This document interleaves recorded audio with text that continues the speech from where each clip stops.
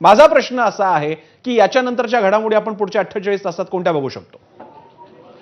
प्रसन्न, आपण पाहिलं की राष्ट्रपती जे आहेत, राष्ट्राध्यक्ष अमेरिकेचे डोनाल्ड ट्रम्प हे खूप उत्साही आहेत. त्या उत्साहातून त्यांनी भारताशी किती कन्सल्ट केलं आहे, भारत आणि पाकिस्तान यांचे काय अधिकारिक मतं काय आहेत, अधिकृत मतं काय आहेत, हे अजून आपल्याला कळायचं आहेत. कदाचित आत्ताच्या ज्या आपल्या परराष्ट्र मंत्र्यांची जी पत्रकार परिषदेत आहे ते आपल्याला कळू शकतं, किंवा भारताकडनं तशी अधिकृत घोषणा कुठली तरी केली जाऊ शकते. त्याआधी आत्ता बाम सरांनी सांगितल्याप्रमाणे जोपर्यंत अधिकृत अशी कुठली घोषणा होत नाही तोपर्यंत आपण हे मत किती गृहीत धरायचं याच्याबद्दल शंकाच आहे. अर्थात थोड्या वेळानंतर त्याच्यात आणखी क्लॅरिटी येईल, कारण पाकिस्तान आत्ता किती अमेरिकेच्या ऐकू शकतं, ऐकण्याच्या मनस्थितीत आहे. आणि भारतानं तर पहिल्यापासूनच जाहीर केलेलं आहे प्रसन्न की आम्ही कुठलेही कृत्य पहिल्यांदा करणार नाही, आमच्यावर हल्ला झाला तर आम्ही त्याला रिटॅलिएट करू.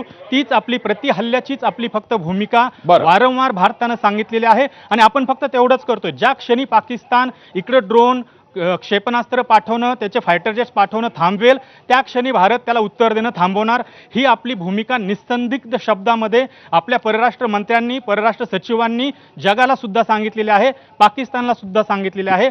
हे सगळी आत्ता शस्त्रसंधी म्हणूया किंवा आता जो हा आवेग आहे, जो हा तणाव आहे, तो जर का थांबायचा असेल तर त्याला फक्त एकच गोष्ट कारणीभूत ठरू शकते, ती म्हणजे पाकिस्तानने शांत बसणं. पाकिस्ताननं जर का आगळीक चिथावणी जर का थांबवली तर मला असं वाटतं की हा जो तणाव आहे तो थांबायला फारसा वेळ लागणार नाही. आणि ट्रम्प जे म्हणतायत ते सत्यात येण्यास आणि ते अधिकृतपणे आपल्यापर्यंत आपल्या सरकारने पोहोचवण्यात फार तर काही काळ उरलेला असेल असं आपल्याला म्हणता येईल. प्रसन्न, संदीप, कोणत्याही निमित्तानं का असेना पण ट्रम्प राष्ट्राध्यक्ष आहेत अमेरिकेचे, हे मात्र वास्तव आहे. त्यांचं विधान काय खरं खोटं त्याचे परिणाम होतील पुढचा मुद्दा आहे. पण एक मात्र नक्की आहे की त्यांनी दोन्ही देशांना एका अवघड जागेवरनं परत फिरण्यासाठीची वाट ओपन करून दिली आहे. आता ती संधी भारतानं घ्यावी, पाकिस्ताननं घ्यावी, दोघांनी मिळून घ्यावी, दोघांनी जॉईंट स्टेटमेंट काढावं, बागा बॉर्डरवरती एकमेकांच्या समोर यावं, तो सगळा आपला भारत पाकिस्तानचा मुद्दा आहे. पण एक मात्र नक्की आहे की उपखंडातली शांतता तयार पुन्हा होणं ही सगळ्यांची गरज आहे आपल्या. आणि अशावेळी डोनाल्ड ट्रम्प यांनी एक आयता वाटा, म्हणजे असं आहे की आता भारताने मागे झालं तर आपल्याला अस्मितेचा मुद्दा, पाकिस्तान मागे झाला तर पाकिस्तानला अस्मितेचा मुद्दा, अशावेळी डोनाल्ड ट्रम्प यांनी हे वक्तव्य करून एक वाट मोकळी करून दिली आहे. नक्कीच, कारण आणि त्याच्यामध्ये तू म्हणालास तसं सगळ्या देशांचा, उपखंडाचा, जगाचा सुद्धा फायदा आहे. दोन्ही अण्वस्त्रधारित देश आहेत आणि त्यानंतर कुठंतरी हे थांबणं गरजेचं होतं. फेस सेव्हिंग ज्याला म्हणतात ते पण कदाचित गरजेचं आहे. मग अमेरिका फक्त आता आधी जसं होतं अमेरिकेला जी अधिकारवाणी होती ती आता कितपत आहे याच्याबद्दल मात्र आपल्याला शंका आहे आणि ती कायम राहणार आहे. कारण आता पाकिस्तानवर चीनचा ज्या पद्धतीनं पगडा आहे तो पाहता सध्या नवीनच नियुक्त झालेले आहेत डोनाल्ड ट्रम्प, त्यांनाही आपण काहीतरी करतोय आणि अशा पद्धतीने शांतता आपण प्रस्थापित करू शकतो या दोन न्यूक्लिअर स्टेट्समध्ये, हे पण त्यांना दाखवून द्यायचंय. कारण काही का असे ना, तू जे म्हणालास ते बरोबर आहे की कुठंतरी ही एक पळवाट म्हणूया किंवा आणखी त्याला काय म्हणता येईल की फेस सेव्हर हे त्यांनी पाकिस्तानला तरी दिलेले आहे. भारतानं मात्र आपली भूमिका कायम स्पष्ट ठेवलेली आहे. ज्या क्षणी पाकिस्तान दहशतवादापासून ते अशा पद्धतीचे हल्ले थांबवेल त्या क्षणी भारताचे प्रतिहल्ले थांबतील. संदीप, इकडे आणखी एक लक्षात घेऊयात घडामोड, आज दिवसभरातलीच ती घडामोड आहे, ती म्हणजे इंटरनॅशनल मॉनिटरी फंड कडनं पाकिस्तानला 1.4 अब्ज डॉलरचं कर्ज देण्यात येतं आहे. आणि पाकिस्तानच्या आता डबघाईला आलेल्या अर्थव्यवस्थेला त्याची प्रचंड गरज आहे. त्यामुळे तुमचा मुद्दा बरोबर आहे की चीन पाकिस्तानच्या मागे, पण यापेक्षा सुद्धा IMF कडनं कर्ज येणं फार महत्वाचं होतं पाकिस्तानसाठी. त्याच्यानंतर ट्रम्प यांचं हे विधान येणं, हे जर का डॉट कनेक्ट केले, दरम्यान पाकिस्तान आणि भारत युद्धविरामासाठी तयार आहे, ट्रम्प यांनी दावा केलाय. भारत पाकिस्तानमध्ये शस्त्रसंधी, डोनाल्ड ट्रम्प असं म्हणतायत. दरम्यान पाकिस्तानचे परराष्ट्र मंत्री इशाक दार यांनी सुद्धा पहिलं पाऊल समोर टाकलेलं आहे. भारत पाकिस्तान सीज फायरसाठी तयार आहोत असं इशाक दार यांनी म्हटलेलं आहे. भारत पाकिस्तानमधला आताचा हा संघर्ष कमी होण्याच्या दृष्टीनं आता काही पावलं पडू लागलेली आहेत जागतिक शक्तींकडनं. भारत त्याचा भाग आहे. भारत पाकिस्तान सीज फायरसाठी आता तयार आहोत असं इशाक दार यांनी म्हटलेलं आहे, जे परराष्ट्र मंत्री आहेत पाकिस्तानचे. खरं तर अशा पद्धतीची कुठेतरी त्यांनी सुतोवाच आज सुद्धा केलेलं होतं की जर भारत तयार असेल तर आम्ही पाऊल मागे घ्यायला तयार आहोत.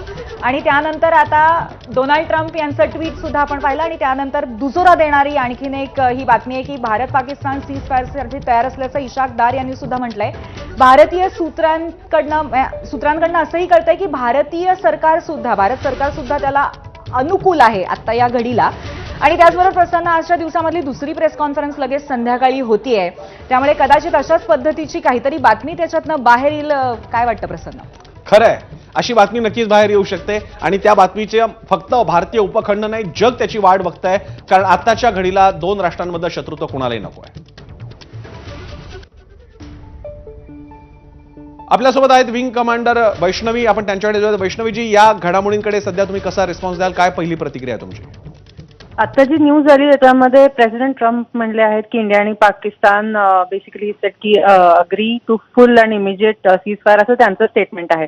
पण मला तरीही वाटतं की आपण आपल्या 6 वाजता जी आपली प्रेस कॉन्फरन्स होणार आहे त्याच्यातून अजून काय बाहेर पडतं ते आपण बघूया. कारण की सीज फायर हे याच्या काही टर्म्सही असल्या पाहिजेत. कारण नुसतं सीज फायर करून हा विषय तेवढा सोपा नाही किंवा लहानही नाही, एस्पेशली आपल्यासाठी. कारण आपण नेहमीच टेररिझमचे विक्टिम झालेलो आहोत. त्याच्यामुळे जर का पाकिस्तानवरती कुठल्याही प्रकारचे आपण काहीच टर्म्स किंवा कंडिशन्स नसतील आणि फक्त सीज फायर असेल तर हा एक दुसरा पुन्हा वादाचा मुद्दा होऊ शकतो. ह्यातूनही पाकिस्तान, कारण कुठल्याही प्रकारचा धडा शिकणं अवघडच आहे. ऍक्च्युली या धडा शिकण्याच्या मुद्द्यावरच मला पुढचा प्रश्न विचारायचा होता की ऑपरेशन सिंदूर कुठल्या तरी कारणामुळे सुरू झालेलं होतं, त्याचा काहीतरी एक महत्वाचा हेतू आहे आणि ते असताना तो पूर्ण झालेला आहे का नाही आपल्याला माहिती नाहीये. म्हणजे त्याच्या मागचा सैन्याचा हेतू पूर्ण झालाय का नाही ते माहिती नाहीये. तर अशा परिस्थितीमध्ये अचानक कुठेतरी युद्धविराम देणं किंवा ते ऑपरेशन थांबवणं हे शक्य होणं कितपत, म्हणजे तुम्हाला कितपत शक्य वाटतं ते? हो, म्हणजे हा एकतर फक्त सैन्याचा हेतू नव्हता, हा सगळ्या देशाचाच हेतू आहे, जो ऑपरेशन सिंदूर आपण ज्यासाठी चालू केलं. म्हणूनच मी म्हणलं की आपला देश काय सांगतो यासाठी आपण थांबलं पाहिजे. 6 वाजताच्या प्रेस कॉन्फरन्समध्ये आपले ऑफिशियल्स आपल्याला काय सांगतात याच्यावर आपण फोकस केलं पाहिजे. कारण शेवटी हा आपला कॉन्फ्लिक्ट आहे आणि हा आपल्या देशाला अफेक्ट करणारा आहे. त्याच्यामुळे आपला देश आपल्याला काय सांगतो, कसं ह्याच्या पुढे काय होणार आहे, काय घडामोडी राहतील, आपण राजकीय दृष्ट्या सुद्धा या गोष्टीकडे कसं बघू, यासाठी आपण थांबलं पाहिजे. वैष्णवीजी, शेवटी असं आहे की भारत आणि पाकिस्तान दोघेही आता एकमेकांविरुद्ध युद्धाला उभे राहिले आहेत. भारताची ताकद तर प्रचंड आहे पाकिस्तानच्या समोर, पण पाकिस्तान समोर सुद्धा आता असं आहे की धड पुढे जाता येत नाही, धड मागे जाता येत नाही. अशावेळी हा एक एस्केप वे ट्रम्प यांनी उपलब्ध करून दिला आहे. आता जर का तो पाकिस्तान, आणि मी तुम्हाला माहिती देऊ इच्छितो की पाकिस्तानचे परराष्ट्र मंत्री दार यांनी आपण याला तयार असल्याचं म्हटलेलं आहे. अशावेळी भारत जर का मागे आला नाही तर आतापर्यंत आपण ज्या आपल्याला जो एक एथिकल अप्पर हँड आहे, मोरल अप्पर हँड आहे की आम्ही फक्त रिस्पॉन्स करतोय, आता जर का पाकिस्तानने हल्ले थांबवले आणि आपण करत राहिलो तर जरा बाजू पलटेल असं नाही वाटत? आपण असं आपलं नेहमी म्हणणं होतं की नॉन एस्केलेटरी, जर का त्यांनी आपल्यावरती हल्ला केला तरच आपण करणार. आणि अजूनही आपल्या पंतप्रधानांनी सांगितलं होतं की कुठलाही ऍक्ट ऑफ टेरर असेल तर त्याला आम्ही रिस्पॉन्ड करणार. हे धोरण मला अगदी म्हणजे 100% वाटतं की ह्यानंतरही राहणार, की ह्यानंतरही जर का ऍक्ट ऑफ टेरर झाला तरी आपण त्याला सडेतोड उत्तर देणारच. धन्यवाद वैष्णवीजी, आपण सविस्तर प्रतिक्रिया दिली आणि विश्लेषण केलं त्यासाठी.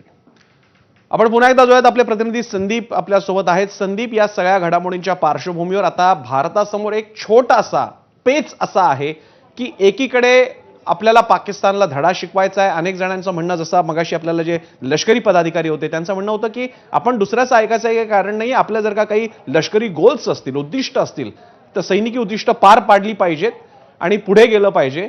दुसरीकडे पेच असा आहे संदीप की जर का पाकिस्तान म्हणते की आम्ही तयार आहोत सीज फायरसाठी, आणि समजा पाकिस्तानने आज संध्याकाळपासून सीज फायर डिक्लेअर केलं तर मग मात्र भारताची एक विचित्र अडचण अशी आहे की